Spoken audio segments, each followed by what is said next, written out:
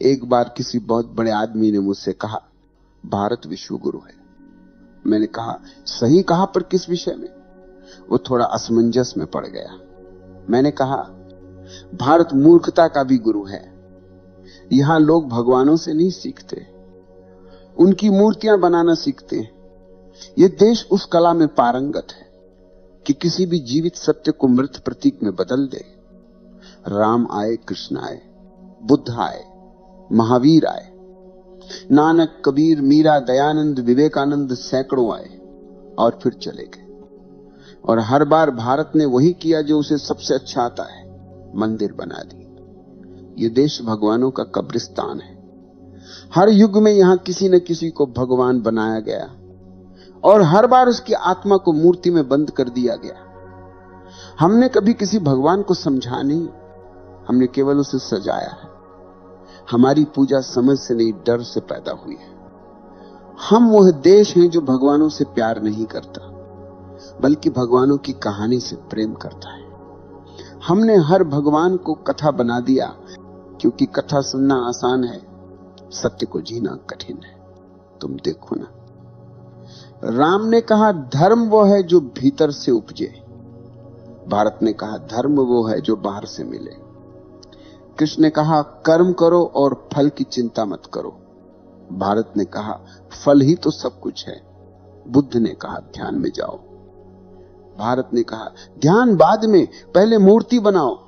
महावीर ने कहा मौन बनो, भारत ने कहा मौन भी घोषित कर दो, हम मौन हैं। जिस देश में लोग अपने मौन की घोषणा करते हैं, वहां मौन कभी नहीं उतर सकता। भारत अजीब देश, यहां भगवान तो आते हैं, लेकिन भगवान को कोई जगह नहीं मिलती।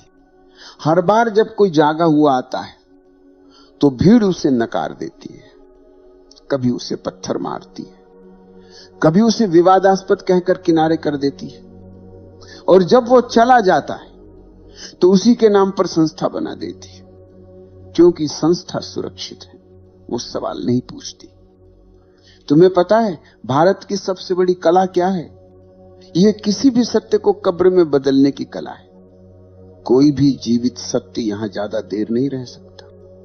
यहां जो बोलता है उसे चुप करा दिया जाता है, जो नहीं बोलता उसे देवता बना दिया जाता है।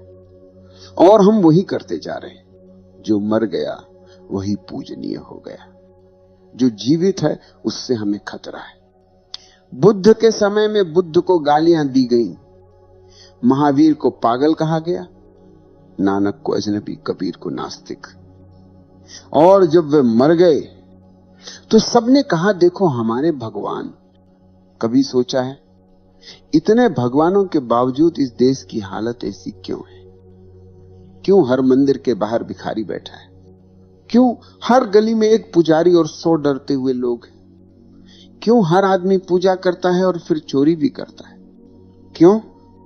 क्योंकि ये देश धार्मिक है पर आध्यात्मिक नहीं। ये देश पूजा करना जानता है पर परिवर्तन नहीं। ये देश भक्ति जानता है पर जागरण नहीं।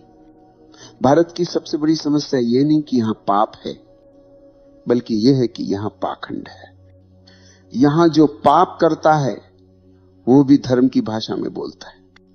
यहां जो लूटता है वह भी मंदिर में दान देता है। यहां जो हत्या करता है वो भी शास्त्र पढ़ता है। हमारे यहां धर्म इतना सस्ता हो गया है कि उसे हर गली में खरीदा जा सकता है। बस थोड़ी माला, थोड़ी धूप, थोड़ा नारियल, और फिर तुम भगवान के प्रिय बन गए। कितनी अद्भुत अर्थव्यवस्था है, जहां अपराध बोध का भी समाधान बाजार में बिकता है। ये देश भगवान से डरता है पर भगवान को चाहता नहीं। यहां हर आदमी मंदिर जाता है क्योंकि उसे स्वर्ग चाहिए, न कि सत्य। यहां हर पूजा सौदेबाजी है। हे भगवान थोड़ी मदद कर देना, मैं तेरे नाम पर दान कर दूंगा। भगवान भी सोचता होगा ये लोग भक्ति नहीं बिजनेस कर रहे हैं। और फिर हम कहते हैं भारत आध्यात्मिक है। नहीं भाई, भारत व्यापारी है। यहां हर चीज बिकती है, भक्ति भी, आस्था भी, आत्मा भी। हमने भगवान को भी अपनी राजनीति में घसीट लिया है। अब धर्म वोट मांगता है, ध्यान नहीं। अब साधु भाषण देता है, मौन नहीं। अब मंदिरों में घंटियां बजती हैं, पर कोई भीतर नहीं उतरता। भारत ने भगवानों की इतनी भीड़ बना दी है कि अब कोई भगवान जीवित नहीं रह सकता। ये देश भगवानों का ट्रैफिक जाम है। हर गली में कोई नया अवतार खड़ा है, हर दीवार पर नया मठ, नया संत, नया संगठन, और हर संगठन कहता है हमारा भगवान असली है। मानो भगवान भी अब पार्टी टिकट पर खड़ा है।